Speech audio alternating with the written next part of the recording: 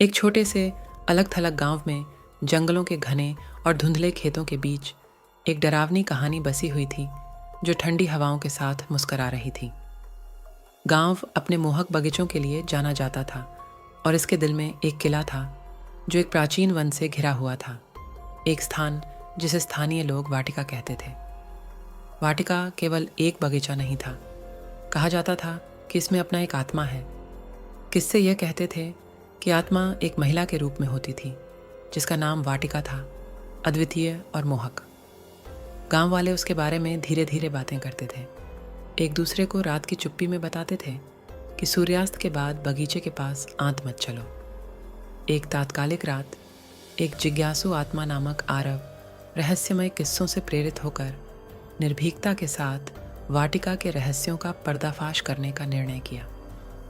उसने केवल एक लैंटर्न और कंपल से भरी हिम्मत के साथ बगीचे में कदम रखा। चांदनी ने एक अद्वितीय चमक डाली जिसने टेढ़े मेढ़े शाखाओं को स्केलेटल उंगलियों की तरह बाहर कर दिया।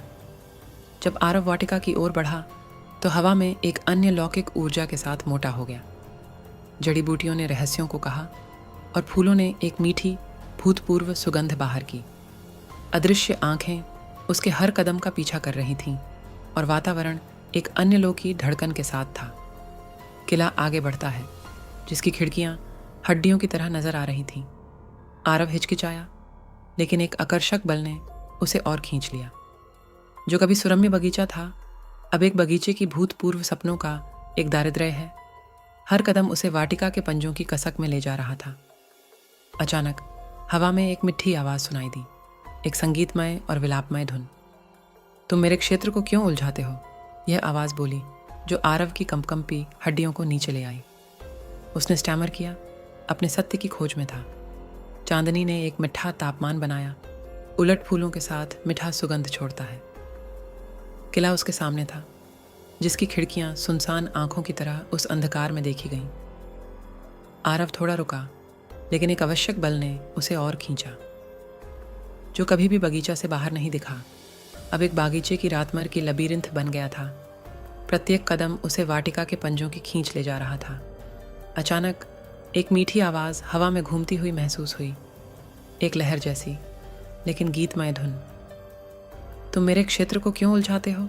उसने कहा, और उसके शब्दों ने आरव के दिल को धक से भर दिया। वह बड़जन लड़खड़ाने लगा, परंतु एक अजीब सा प्रकाश उसके त्वचा पर छवियों को दिखा रहा था। वाटिका उसके सामने आकर खड़ी हो गई, उसकी अद्वितीय रूप में चांदनी में स्नान किया हुआ। उसकी आंखें एक आकाशवाणी ज्ञान के साथ चमक रही थीं और उसकी उपस्थिति सौंदर्य और गहरे दुख से भरी थी। उसने आरव से बोला कि उसे बगीचे से छुड़ाए जाने के लिए उसका श्राप तोड़ दें, लेकिन इसे ठोंकने का मूल्य उसके दिल पर भारी था। एक बार अद्भुत बगीचा अब एक शानदार प्रकाश में बदल गया था जब आरव ने श्राप का खुलासा करने के लिए एक खतरनाक यात्रा शुरू की।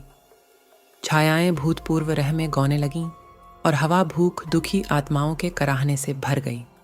वाटिका का भयंकर ध्वनि उसके साथ था, उसे श्रापित बगीचे की लबीरिंथ के माध्यम से मार्गदर्शन कर रहा था। जब सुबह होने लगी आरव एक प्राचीन अल्टर के सामने खड़ा था जो वाटिका में छिपा हुआ था। उसने श्राप के पीछे की सच्चाई को खोला और एक कठिन चयन का सामना किया। वाटिका का भूतपूर्व रूप जिसे आकाश में स्नान किया गया था उच्छ्वासी हो गया। आरव उस रात के घटित होने से बदल गया, वाटिका के साथ अभिन्न रूप से बाहर निकला।